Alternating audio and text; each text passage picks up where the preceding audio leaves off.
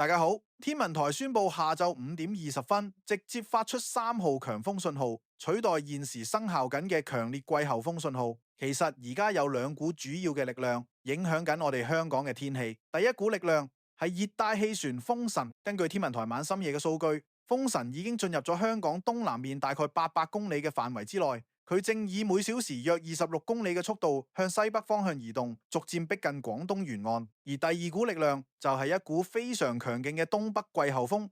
呢股季候風嘅勢力亦都唔弱，佢已經為我哋華南沿岸帶嚟咗相當清勁嘅風勢。正正就係因為呢股季候風嘅存在，天文台喺19號晚10點50分已經率先發出咗強烈季候風信號，提醒市民風力已經達到強風程度。隨住風神繼續向廣東沿岸靠近，佢會同本來已經好強嘅東北季候風產生相互作用，就好似兩個力疊加埋一齊咁，令到香港整體嘅風力進一步增強，而且持續嘅時間會更長。所以天文台作出直接轉發3號波嘅決定，係基於一個好實際嘅科學判斷。如果照足傳統步驟，先掛1號波，可能只係維持好短時間，跟住就好快又要轉3號波。咁樣做反而會令到市民更加混亂，同埋可能低估咗實際嘅風力威脅。直接轉3號波能夠更清晰、更準確咁反映現時同埋未來幾個鐘頭嘅天氣實況，等大家能夠及時做好防風措施。講到直接轉波，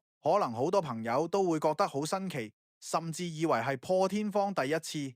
其實唔係㗎，類似嘅天氣安排喺過去都曾經出現過。我哋可以回帶去2021年10月，當時有個颱風叫做圓規，佢都係喺類似嘅天氣形勢下，同東北季候風一齊影響香港。當年天文台都係作出咗同樣嘅決定，直接由強烈季候風信號轉做3號強風信號，中間係冇發出過1號戒備信號嘅。所以今次風神嘅情況並唔係乜嘢史無前例嘅創舉。講到呢度，我相信係最多人關心、最影響大家安排嘅問題嚟啦。聽日到底使唔使返工返學啊？8號波掛唔掛得成啊？我哋必須好坦白咁講，根據現時天文台發放嘅所有數據同預測路徑嚟分析，聽日懸掛8號烈風或暴風信號嘅機會，暫時係屬於比較低嘅水平。點解會咁講呢？我哋可以從3個核心因素去睇。第一個因素係風神嘅移動路徑。天文台嘅預測路徑圖顯示得好清楚，風神將會喺今晚大約8點鐘喺香港以南大概420公里嘅海面上掠過。大家要記住呢個數字，420公里。一般嚟講，熱帶氣旋需要進入到我哋香港400公里範圍以內，佢嘅環流先至有比較大機會為本港帶嚟普遍性嘅烈風，從而達到懸掛8號波嘅門檻。而家風神嘅預測路徑係喺呢個門檻之外，距離相對較遠，單單係呢一點已經大大降低咗掛8號波嘅機會。第二個因素係風神嘅強度同埋佢嘅結構。雖然風神預料會喺今晚增強為強烈熱帶風暴，中心附近最高持續風速可能會上升到每小時110公里，但係佢面前有一個好大嘅障礙，就係我哋剛才提過嘅東北季候風。呢股季候風唔單止強，而且佢嘅空氣係比較乾燥同埋低溫嘅。對於一個需要溫暖海水同濕潤空氣先至可以增強嘅熱帶氣旋嚟講，呢種環境係非常不利嘅。所以氣象界入邊，東北季候風甚至有個花名就係叫做颱風殺手。佢會好似一道牆咁，阻止風神進一步增強，甚至會令到風神嘅結構被破壞、被陰乾，逐漸減弱同消散。喺咁樣嘅壓制之下，風神好難變得更加強大，亦都減低咗作為香港帶來烈風嘅可能性。第三個因素，亦都係好技術性嘅一點，就係風神嘅烈風範圍。根據天文台為船舶發出嘅警告資料顯示，風神嘅烈風圈，即係風力達到8級或以上嘅範圍，並唔對稱，而且相對較細。佢北面嘅烈風半徑大概係120海里，即係約莫222公里。而其他方向嘅烈風半徑就只有60海里，即係約莫111公里。換句說話講，就算風神今晚喺我哋南面420公里外經過，佢北面嘅烈風圈邊緣，距離香港仍然有大概200公里嘅差距。除非風神個烈風圈可以突然極速擴大1倍，如果唔係，佢嘅烈風係好難直接吹到過嚟香港嘅。當然啦，我哋必須要強調，天氣係瞬息萬變嘅。上面嘅分析係基於現時最新最可靠嘅預測。如果風神嘅路徑出現向北嘅修正，或者佢嘅強度出乎意料地急速增強，個情況就會有變數。但係按照目前所有客觀數據嚟睇，聽日掛8號波嘅機會確實係相對偏低。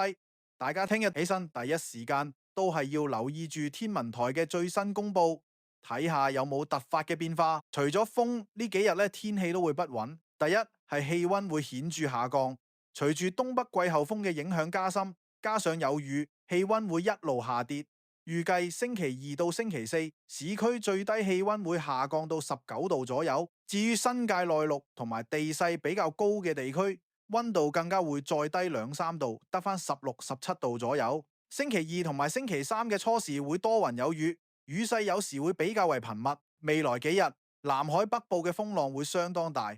天文台已經預告海面會有大浪同埋湧浪，所有海上活動包括釣魚、滑浪、滑艇等等，大家要小心啲。另外就係低洼地區可能出現水浸，呢個咧係一個3重夾擊嘅結果。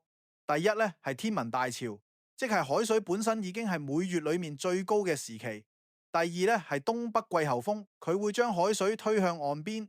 第三就係風神本身嘅低氣壓同風力，亦會令到海水上升，三者加埋一齊就會導致海水水位異常之高。天文台特別提醒，喺星期2到星期4呢幾日嘅晚上，正值漲潮時分，部分沿岸低洼地區好有可能會出現水浸情況。面對住咁樣一個比較複雜嘅天氣情況，我喺度有幾項具體嘅呼籲同提醒，希望大家可以記住。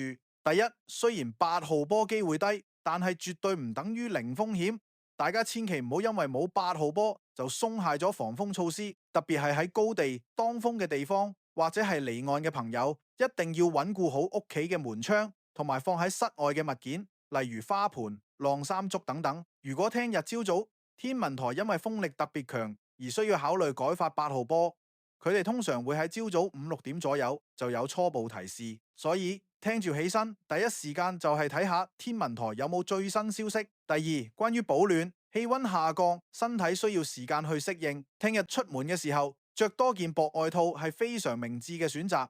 寧願熱嘅時候可以除，都好過凍親。呢幾日朝早同夜晚嘅溫差都可能幾明顯，大家要識得自己照顧自己。第三，關於出行安全，如果聽日朝早依然係落緊雨同吹緊強風，無論係行路、揸車定係搭車，都要特別留神，路面會濕滑，視線可能受阻。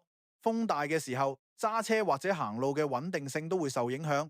請大家一定要比平時預留更多嘅時間，慢啲，小心啲，安全至上。天氣嘅變化可以話變就變，大家記得密切留意香港天文台嘅官方發佈。